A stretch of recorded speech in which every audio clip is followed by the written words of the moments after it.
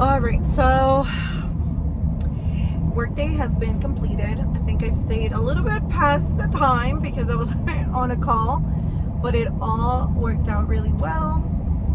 Overall, I had a really great day. Tomorrow I have so much more work, so I'm gonna go home. Oh shoot, I think Olivia started softball today, so she has it every Monday, so I need to go pick her up from softball. Maybe run a couple errands before that, or during. I don't know. I need to see what time she ends. And then I am going to go to bed early tonight. My goal is to get in bed by 9 because tomorrow gotta go to the gym. I cannot skip. I skipped this morning. I was so tired, and I knew that I would be tired. I can't go to sleep at 11 thinking that I can get up at 5:30. But tomorrow there's another class. This is the awesome thing about this gym. So it has the same high intensity training that Burn Boot Camp does, and because this particular location that I'm going to, it's kind of catering to professionals. The HIIT classes are in the morning,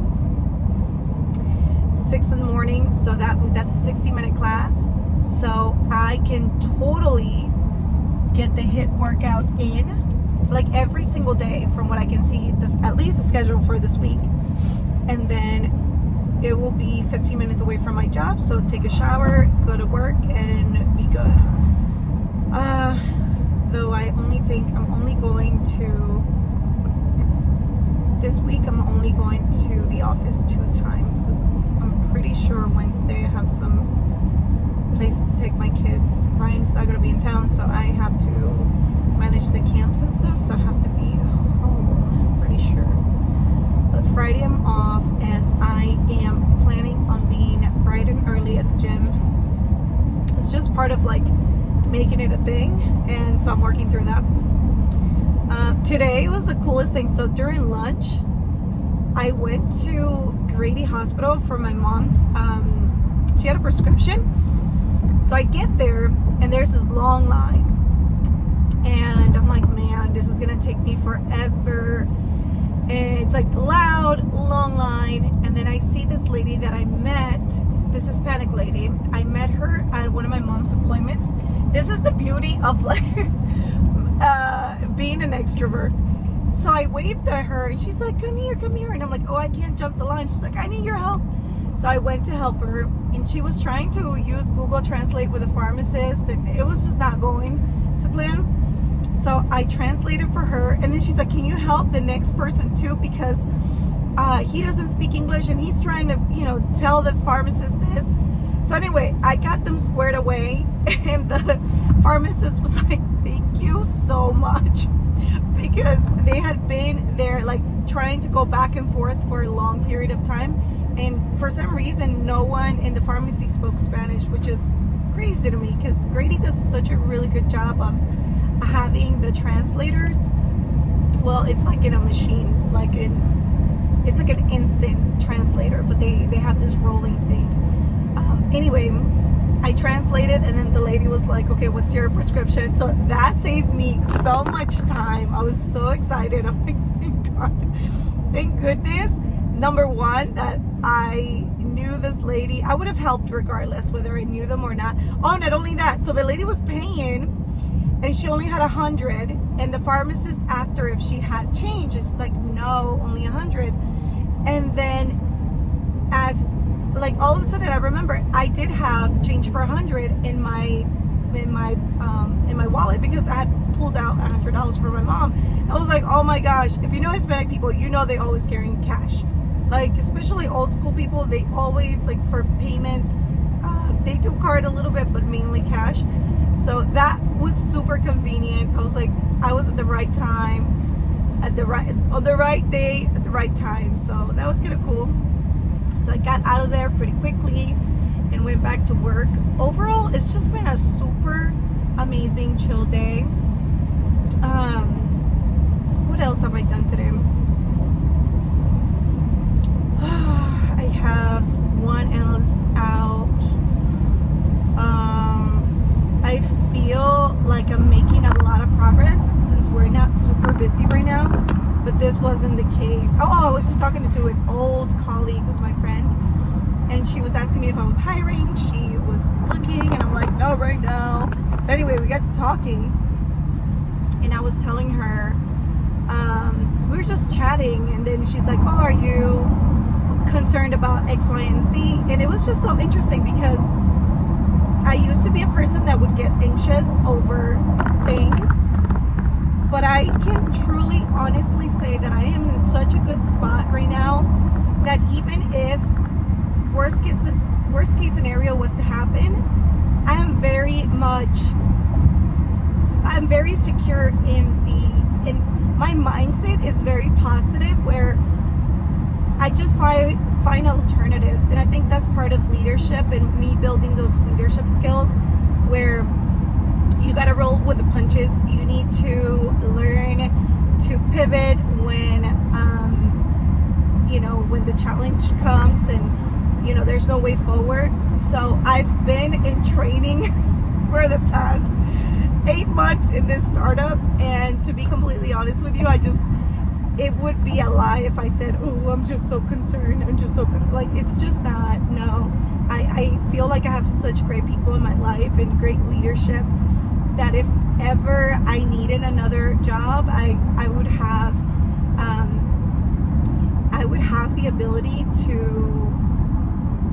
lock that in pretty fairly, I would say, fairly quickly. And if it's not with a company, well, certainly I will start something. I am just one of those very resourceful individuals. There's no, like, for me, that mentality that people have of, oh, well, I don't know what to do. Or, no, you have to think on your feet. You need to be, if you're a person that gets overwhelmed easily, I would say write a plan, right? Worst case scenarios. Like, this goes even like for planning for potential death. Not that you're gonna die, but it's just, hey, just know so that you don't become a burden to your loved ones. Same with decluttering. That's why I'm so big on decluttering now, because if something was to happen to me, I would really, really hate it, or hate to have to put undue burden onto someone else for something that I could have taken control over and really prevented. So I feel that my mentality, especially when it comes to jobs, is, look, do a really good job. Your reputation means a lot. Take care of it. And not only with what you say, like, oh, I'm a good worker. No, have things to show and prove that you are a good worker. Whether you're working for a company or you have your own company, people, you need to build trust, and the trust is built by the work that you do.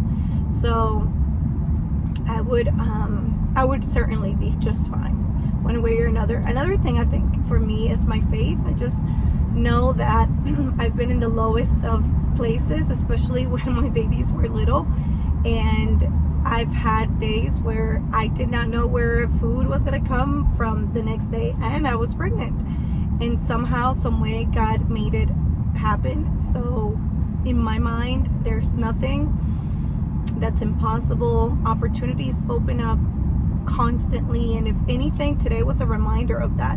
You never know in what doors will open tomorrow. You don't know who you're going to bump into, and where somebody, sometimes for me, my opportunities have come from that, just knowing somebody provided a good reference of me, and I barely, like, my boss now, she's super cool, super smart.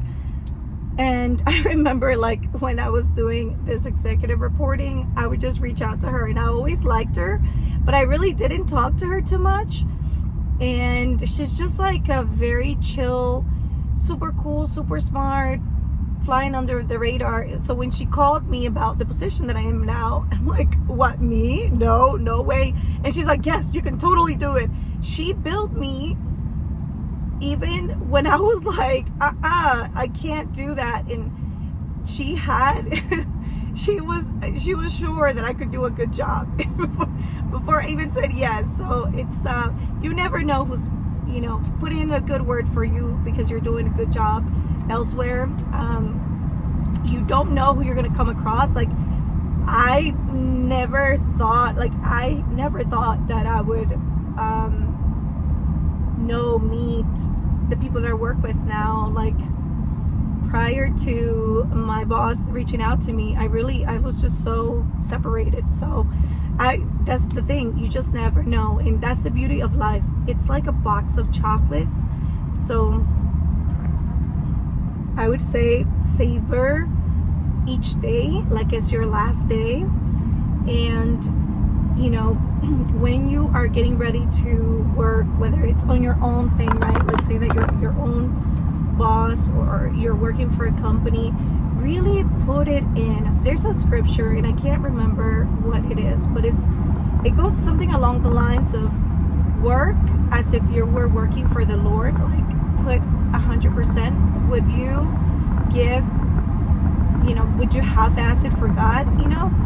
No. And that's like if you're a believer, obviously, like, but you can really replicate this mentality with whatever belief system you have.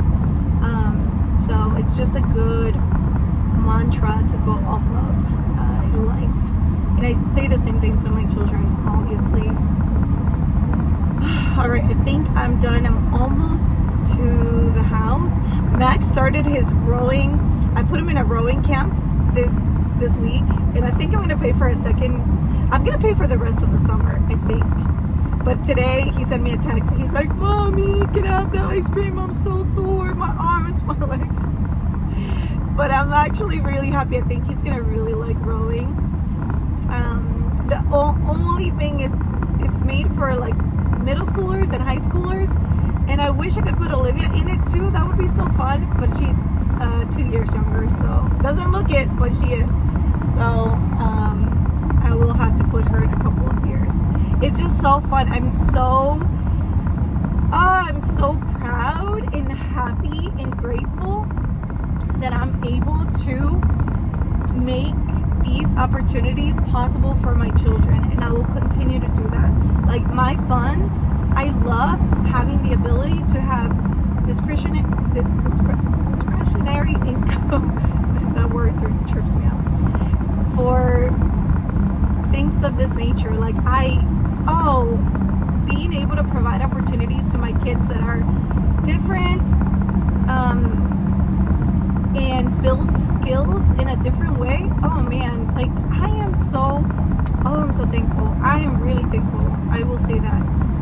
Because the struggle bus was real in my 20s, and I will never, ever, ever take for granted the opportunities